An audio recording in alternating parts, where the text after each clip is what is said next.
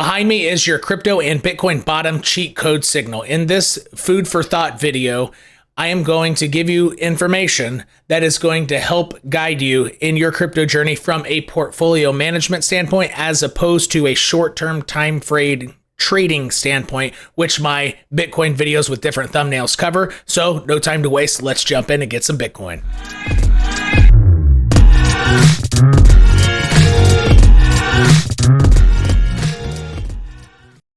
My Discord members have already seen me do this a million times, but for folks out there not a part of the community or who are newer to the community, I just posted on Twitter a snapshot of this. And again, my Twitter handle is at Cosasverdes with the number 2 afterward, and links to my Discord are in the description section of all my videos. And I also have YouTube tiers that are essentially a Discord Lite. Gives you a different type of layup with recordings of what we do on the Cryptillion tier on Discord, plus daily alerts and live charts throughout the week that I don't offer to the rest of YouTube. All right, so here we go. Check this out. In general, this blue line here, the bright blue one, is what I call a master origin line. All of these lines are origin lines because they go back to the origin of price. Bitcoin has actually Bitcoin is well below its master origin line, and it's probably going to use it as resistance for the rest of its life, which would still be 250,000 Bitcoin by 2024 if it were to hit it. But anyway, this is the master origin line of NASDAQ futures.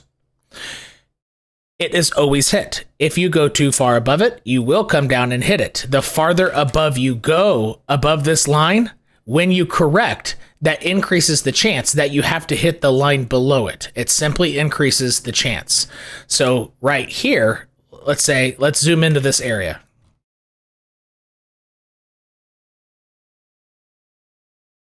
This move above did not go too far above the blue line. Therefore, during this drawdown, you had a decreased chance that this line was hit.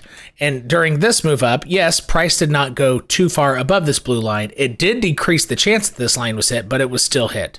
However, the greater above, so for example, see how this went farther above for the first time in a long time? And what did it do? It corrected hard and touched what? This line exactly. All right. So if you could see this as your equator and your tropics lines, right? Which are 23.5 degrees latitude, roughly away from the equator. That's what it is. Equator and your tropics line, okay, of Cancer and Capricorn. That's what it is, literally. Now, look how far Bitcoin has gone above it. It's the stock market futures have gone the second highest above the line that it's ever gotten. Okay, the .com bubble here, and it went 2 lines below. So equator, 1 line down, 2 lines down because it went too high.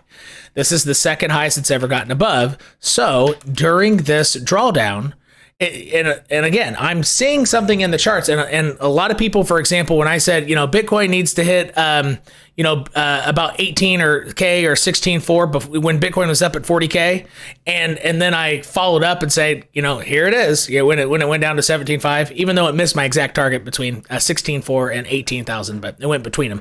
I had some comments on, and this is important what I'm about to say. I got comments saying, "Oh, you didn't foresee, or you didn't foresee the Luna crash." No. It was in the charts that something would stimulate Bitcoin to take another drop down. It's like a weakened creature or a weakened person with a weakened immune system. You can die because of the flu, right? So it's not like, you didn't call the person getting horribly sick from the flu. No, I already knew the immune system was weakened. So any type of pathogen that came in is going to make the health go way down, right? And that's what's happening here. I'm not anticipating exactly what is going to cause what pathogen it's going to be that's going to bring it down here. It could be the China collapse, right? Economic collapse. It doesn't matter. It's just whatever pathogen comes in to this system will bring it down here, and there's going to be a pathogen. It doesn't matter which one, it's going to happen. So I don't care which global event makes it come down there. You had no way to know that was going to happen. You got lucky. No, I'm just letting you know, some type of pathogen, for this analogy, is going to bring the stock market price, or at least the futures of NASDAQ, down to this line B, right? Now, I'm going to connect this to crypto portfolio management and just in general what you're doing here. I got somebody calling me on my other line here. So in general,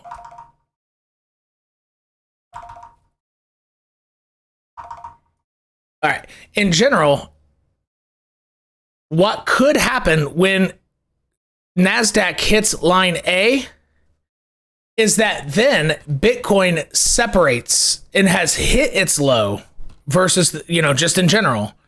And Bitcoin is at some valuation where just big money buys it up. Let's say it's 14K, or let's say it's 9,600, something really low, or it could be 15.5K. Who knows? I would guess it'd be a little lower than 15.5K by the time it gets down here. But this is a big, big drop. Big drop. That's 21.5%. On the stock market, which means, potentially 40 to 60% more on Bitcoin, right? It could be a lot. And I don't think Bitcoin has much of a chance to separate from the stock market until line A is hit. But if Bitcoin can't separate from the stock market at this time, perhaps you get a bounce up here, and that's when Bitcoin separates. And once this carries down, Bitcoin's still going up during this time. But I don't see Bitcoin separating on stock's descent down to line A, to their equator, essentially, or their master origin line.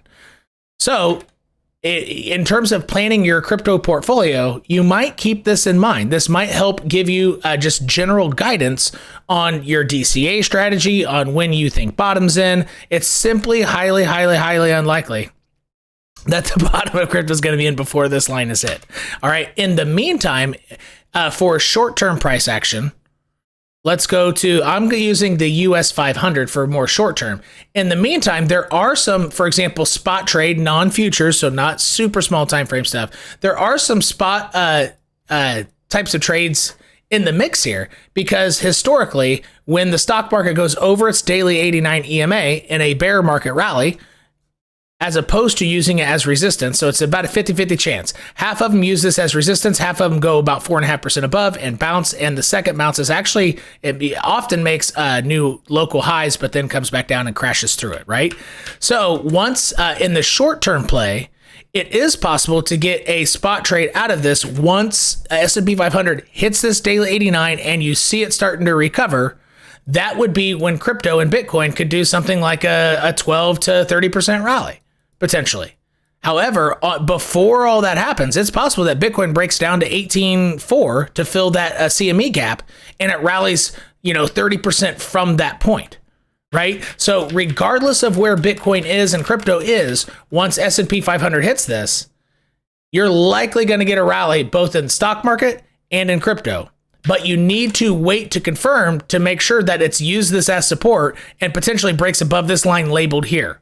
That might be your indicator, because it is possible it hits this, bounces, gets rejected, and just falls through. Although that has not, so during, per the daily 89. Although historically, that's never happened on its first retest. When the stock market goes above the daily 89 in a bear market rally, it comes back and bounces on it and then goes up again. And so oftentimes there are 3 bounces on it. That's either 2 or 3 bounces. So with global economic news, could that change it where it does just do one massive failure pattern? When it touches it, it flies right through? Yes, it is possible.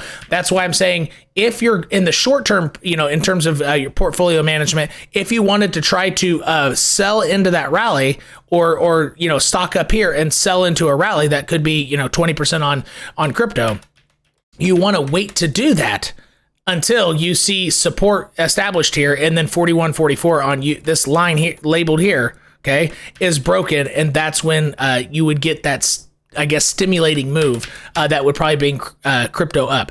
Now, as Bitcoin is holding strong during this down move, it's possible Bitcoin and crypto hold their local lows as S&P 500 hits there. It's getting pretty close. It should be within 1.5% by this point. If Bitcoin can hang on, yeah, it's 1.33%. It almost looks like Bitcoin wants to hang on. So what's going on with Bitcoin right now is it's establishing, it could hold this and then rally from, about $21,000, 20 to 30%, and enter back into the,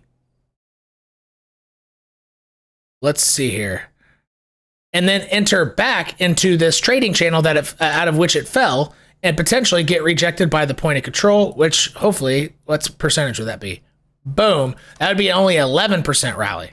So maybe a little shy of, I don't see it really getting back above the point of control. So, but altcoins during a Bitcoin 11% rally, altcoins could do 20%. But then again, from a crypto portfolio management, you would need to see Bitcoin dominance going back down to hit the support level again. All right, let me zoom out so you can see this. Because if Bitcoin dominance continues rising, then Bitcoin, as if it were to bounce that high, if this chart is up, then your altcoins in general, will not outperform Bitcoin, because Bitcoin looks like it's targeting this origin line somewhere around 42%. But if during that time, after the daily 89 is hit on stock market, if you see Bitcoin approaching this, during this descent down, that's when you could get your altcoin bounce of potentially 20%. And Bitcoin is bouncing during its Bitcoin dominance descent down, and it only goes up 10 to 12%. Making sense so far? So hopefully this video, you can see how from a portfolio management in the next month and a half, which I covered last, daily 89, potential bounce using Bitcoin dominance as a guide there. Short-term portfolio management, not necessarily futures trading. I'm not giving you any tips or any signals for that.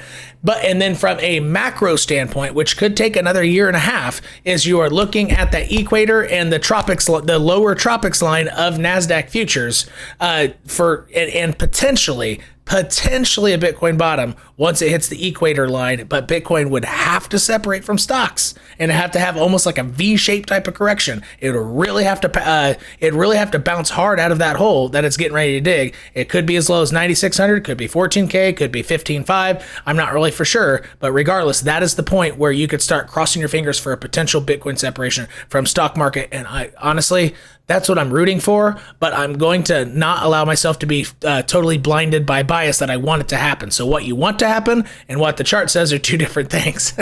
So keep that in mind. If you are somebody who wants crypto to go up, just don't be blinded by your bias. Use that NASDAQ chart like I showed you there as general guidance. Click this video right here if you want to check out my last Bitcoin price action video, and click this one right here if you want to see what Ethereum is up to. We'll see you next time.